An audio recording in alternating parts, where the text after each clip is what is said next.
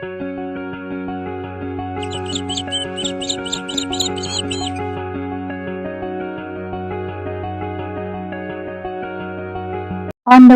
இயேசு கிறிஸ்துவின் நாமத்தில் OLS சார்பாக உங்களை சந்திப்பதில் பெருமகிழ்ச்சி அடைகிறேன்.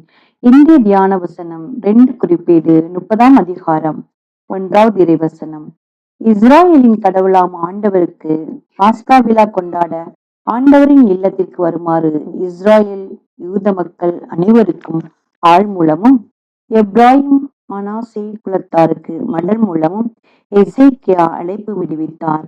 ஆம், என் அன்பு சகோதர சகோதரிகளே, மக்களை தேவனிடம் வரவழைக்க எசேக்கியா ஆட்களை அனுப்பி அவருடைய பரிசுத்த ஆலயத்திற்கு வந்து ஒவ்வொருவருக்கும் தம் தீவினைகளுக்கும் பொறுப்பேற்க வேண்டும் என்று அவர் தம் நெஞ்சமும் எண்ணமும் உள்ளார்ந்த புதுப்பொழிவு பெற வேண்டும் என்றும் உங்களை தேவனாகிய கர்த்தரை தொழுது கொள்ள அழைக்கிறார். அப்படி தொழுது கொள்ளும் போது உங்கள் குடும்பமும் உங்கள் சகோதரர், உங்கள் உற்றார், உங்கள் உறவினர் சிறை பிடித்தவர்களுக்கு முன்பாக இருந்து பெறுவதற்கும் ஏதுவாக இருக்கும் என்றும் அழைப்பு விடுவிக்கிறார். அதில் கொஞ்ச பேர் மனம் திரும்பி ஒருமனப்பட்டு வந்தார்கள்.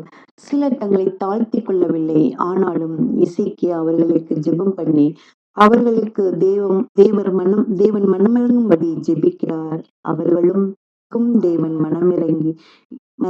மனமிறங்கினார் என்று பார்க்கிறோம். இன்றும் நமது வாழ்வில் ஆண்டவராகிய இயேசு கிறிஸ்துவிடம் மக்கள் வருவதற்கு நம்மால் எவ்வளவு முடியுமோ அவ்வளவு முயல வேண்டும். விடாமுயற்சியில் தேவ சபையில் கூட ஒத்துழைப்பு கொடுக்க வேண்டும். நம்மை சார்ந்தவர்களையும் பிறரையும் அழைக்க வேண்டும்.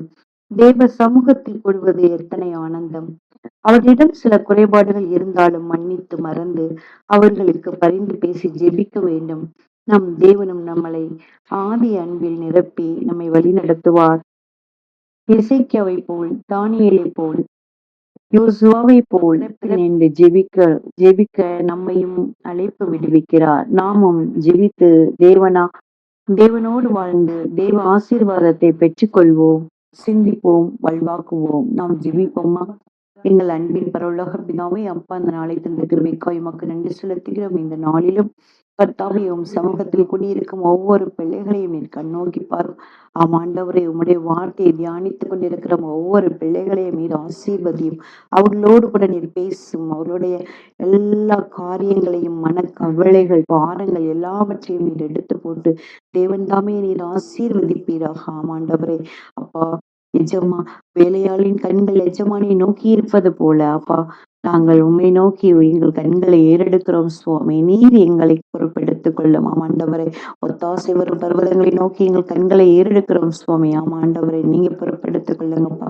இந்த நாளிலும் கூட நீர் எங்களை ஒவ்வொரு பிள்ளைகளையும் கர்த்தாவே நீர் ஆசீர்வதிப்பதற்காக அப்பா, விடாமுயற்சியுடன் ஒவ்வொரு பிள்ளைகளையும் அப்பா நீங்க உம்முடைய ஐக்கியத்தில் ஒன்று சேர்க்க கிருபை செய்யும் சுவாமி. ஆண்டவரே, உம்முடைய ஆதி அன்பை பெற்று அப்பா, அந்த ஆதி அன்பில் நாங்கள் அகமகில அப்பா நீங்க உதவி செய்யுங்க. அப்படி செய்துவிட்ட கிருபைக்காய் உமக்கு நன்றி செலுத்துகிறோம்.